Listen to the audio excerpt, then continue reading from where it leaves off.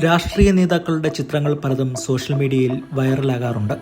എന്നാൽ കേരളത്തിൻ്റെ മുഖ്യമന്ത്രി വി.ഡി. സതീശൻ്റെ ഈ ഒരു ചിത്രം പുസ്തകപ്രേമികൾക്കിടയിലും രാഷ്ട്രീയ നിരീക്ഷകർക്കിടയിലും വലിയ രീതിയിൽ ചർച്ച ചെയ്യപ്പെട്ട ഒന്നാണ്.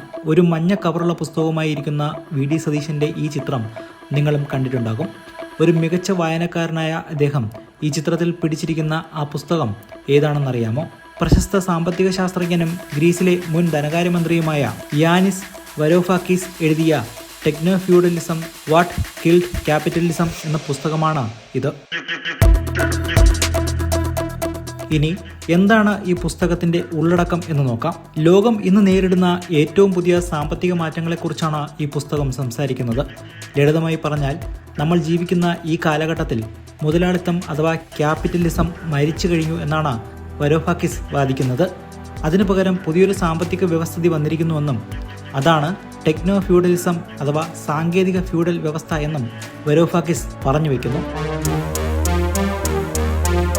പണ്ടുകാലത്ത് രാജാക്കന്മാരും ജന്മികളും ഭൂമി കൈവശം വെച്ച് കർഷകരെ ചൂഷണം ചെയ്തിരുന്ന ഒരു കാലമുണ്ടായിരുന്നു. അതിന് സമാനമായി ഇന്ന് ആമസോൺ, ഗൂഗിൾ, മെറ്റ, ആപ്പിൾ തുടങ്ങിയ വൻകിട ബിഗ് ടെക് കമ്പനികൾ ഇന്റർനെറ്റ് ലോകത്തെ ഡിജിറ്റൽ ഭൂപ്രഭുക്കന്മാരായി മാറിയിരിക്കുന്നുണ്ട്.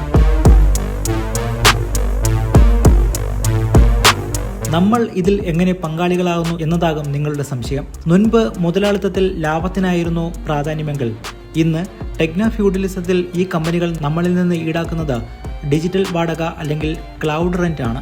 ഉദാഹരണത്തിന്, ആമസോൺ എന്ന ഡിജിറ്റൽ സാമ്രാജ്യത്തിൽ സാധനങ്ങൾ വിൽക്കാനെത്തുന്ന കച്ചവടക്കാരിൽ നിന്ന് അവർ വലിയൊരു തുക വാടകയായി ഈടാക്കുന്നു. അതിലും ഭീകരമായ മറ്റൊരു സത്യം വരോഫാക്കിസ് ഈ പുസ്തകത്തിൽ പറഞ്ഞു വയ്ക്കുന്നുണ്ട്. സോഷ്യൽ മീഡിയ ഉപയോഗിക്കുന്ന നമ്മൾ ഓരോരുത്തരും അറിയാതെ തന്നെ ഈ കമ്പനികൾക്ക് വേണ്ടി പണിയെടുക്കുന്ന ഡിജിറ്റൽ അടിമകളാണ്.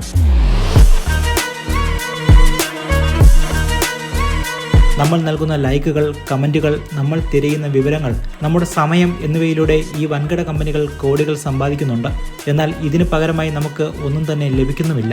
നമ്മുടെ ചിന്തകളെയും താല്പര്യങ്ങളെയും വരെ നിയന്ത്രിക്കാൻ ഇവരുടെ അൽഗോരിതങ്ങൾക്ക് സാധിക്കുന്നുണ്ട്. ആഗോള സാമ്പത്തിക രംഗത്തെയും ഡിജിറ്റൽ ലോകത്തെയും ഈ കറുത്ത വശങ്ങളെ വളരെ കൃത്യമായി വിശകലനം ചെയ്യുന്ന കൃതിയാണ് ടെക്നോ ഫ്യൂഡലിസം.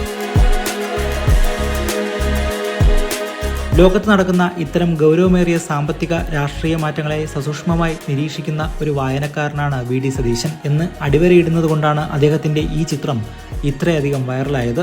വരും കാലത്തെ ഡിജിറ്റൽ ലോകത്തെക്കുറിച്ച് കൃത്യമായ ഒരു ധാരണ ലഭിക്കാൻ നിങ്ങളും തീർച്ചയായും വായിച്ചിരിക്കേണ്ട ഒരു പുസ്തകമാണിത്.